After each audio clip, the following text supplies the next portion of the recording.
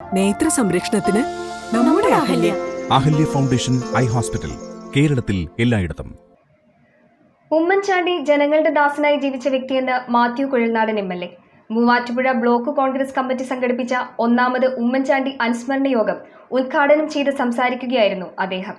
അനുസ്മരണ ദിനത്തിൽ 45 വൃക്ക രോഗികൾക്ക് 135 ഡയാലിസിസ് കൂപ്പണുകളും വിതരണം ചെയ്തു. ജനങ്ങളുടെ ദാസനായി ജീവിച്ചു മരണപ്പെട്ട വ്യക്തിയാണ് ഉമ്മൻചാണ്ടിയെന്ന് ഡോക്ടർ മാത്യു കുഴൽനാടൻ MLA. ജനങ്ങളുമായുണ്ടായ ഹൃദയബന്ധമാണ് അദ്ദേഹത്തെ നേതാവായി വളർത്തിയത്. മൂവാറ്റുപുഴ ബ്ലോക്ക് കോൺഗ്രസ് കമ്മിറ്റി സംഘടിപ്പിച്ച 1ാമത് ഉമ്മൻചാണ്ടി അനുസ്മരണ യോഗം ഉദ്ഘാടനം ചെയ്ത് സംസാരിക്കുകയായിരുന്നു മാത്യു കുഴൽനാടൻ.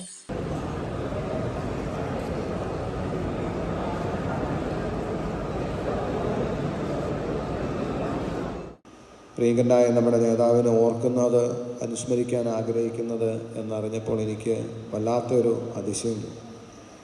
സാധാരണഗതിയിൽ നമുക്കറിയാം, നമുക്ക് വളരെ പ്രിയപ്പെട്ടവർ, അടുപ്പമുള്ളവർ ഒക്കെ മരണപ്പെട്ടാൽ നമുക്കും എല്ലാവർക്കും വേദനയുണ്ടാവും, പ്രയാസമുണ്ടാകും, വിഷമമുണ്ടാകും. അതൊരു കാലഘട്ടം വരെ നിൽക്കും.